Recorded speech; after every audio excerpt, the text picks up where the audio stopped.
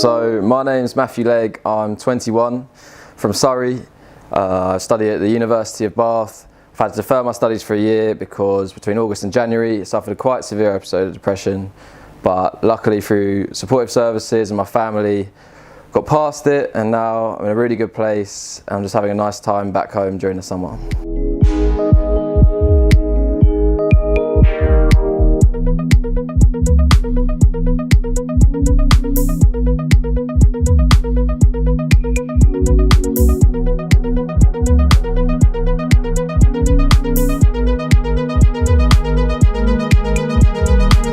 So, what have you learned about yourself in the last 6 months or so?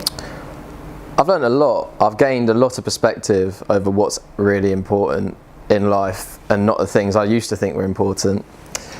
So it's kind of the classic stuff, but really is family, close friends.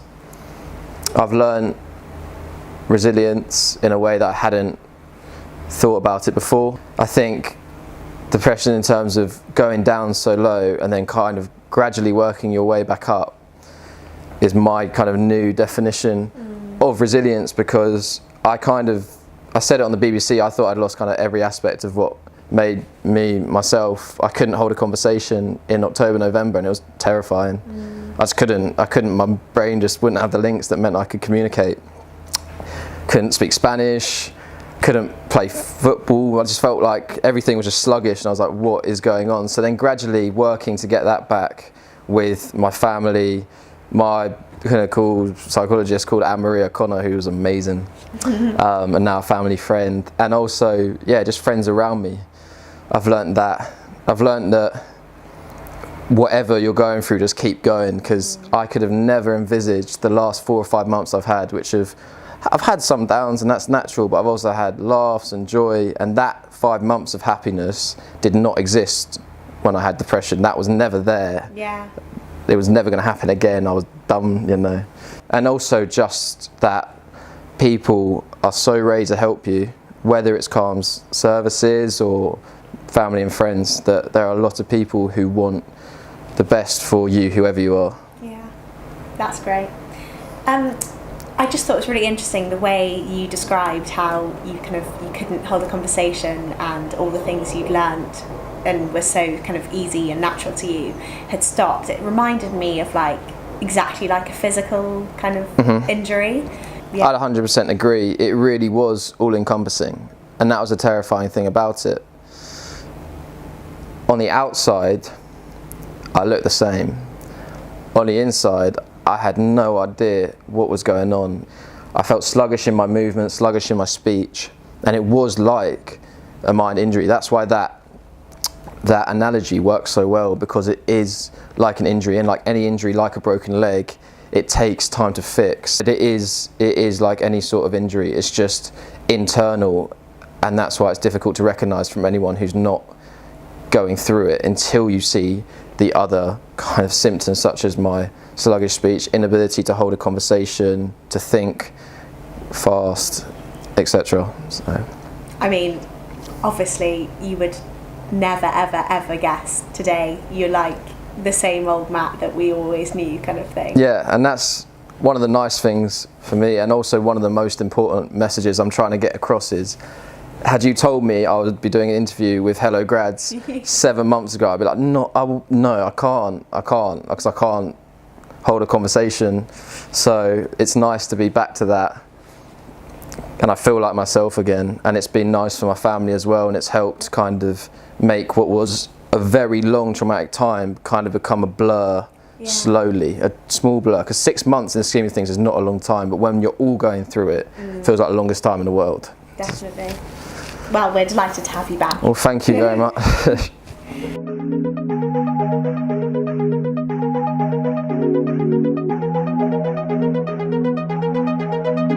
When I first realised things were going downhill, it's a tough thing to go to your family. I think I'm suffering with depression. I'm not feeling like I'm capable of going back to university. So they were my first port of call.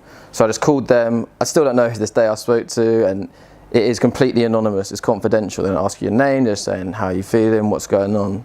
So for me that was nice, and it gave me the confidence to speak to my family.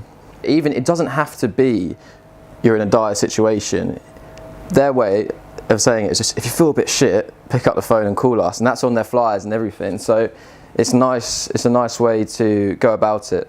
So what, I suppose now, if you have down moments, what's helping you get through those? What are your sort of coping mechanisms? So my coping mechanisms, there's one that isn't a mechanism, but it's just knowing what I know now. I know where to go before things get dire, and I can talk to my parents, and everyone's kind of gone through this together, so we know that if I am down, the best thing I can do is talk to them, and they don't need to get too scared about it because it's natural.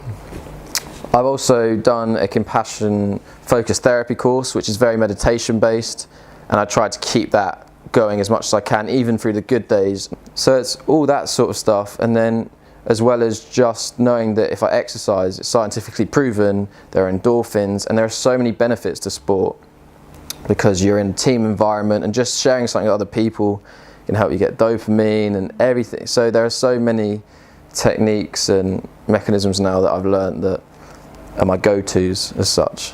And is football your sport? Football is my sport, I'm obsessed. I mean, I would never have guessed. Yeah. So obviously there was an amazing turnout on Saturday from family and friends and everybody. How has that helped you, the support that you've had? It's been incredible. I think sharing my story was one of the scariest things I've done because it was quite traumatic. It's been incredibly worthwhile and just nice to know how many people are willing to be there to help you in the future if you go through it again. And the positive feedback I've received has just given me way more confidence in myself and taken... Originally when I was going through it, I did have some shame attached to it. Now I realise it's an illness, and I've realised that since I've been well, and that's what's helped me speak out, in the hope that someone sees this and thinks he's a bit like me, he's spoken out, he's got positive feedback. I originally was terrified that, oh, what if this person thinks, oh no, I don't want to associate myself with him, and that, not the case. So having all the support has meant the world to me and my family. It's helped us get the closure we needed from a very traumatic time. So it's been incredibly appreciated and quite emotional actually at some points, just receiving such lovely feedback from people I care about. So what are your plans for the near future? My plans for the near future are to get back to university. So obviously I had the deferral, carry on with my degree, and then in my spare time keep the FC Not Alone platform ticking along, hopefully expanding it. We've had a few people who are interested, who want to get involved with various different ideas, and then keeping the annual tournament going whilst we keep up our work with CALM. So on one side I have the university life, playing football, continuing with my degree, which I'm passionate about. On the other side, having FC Not Alone, keep that going, continue what we started. Great.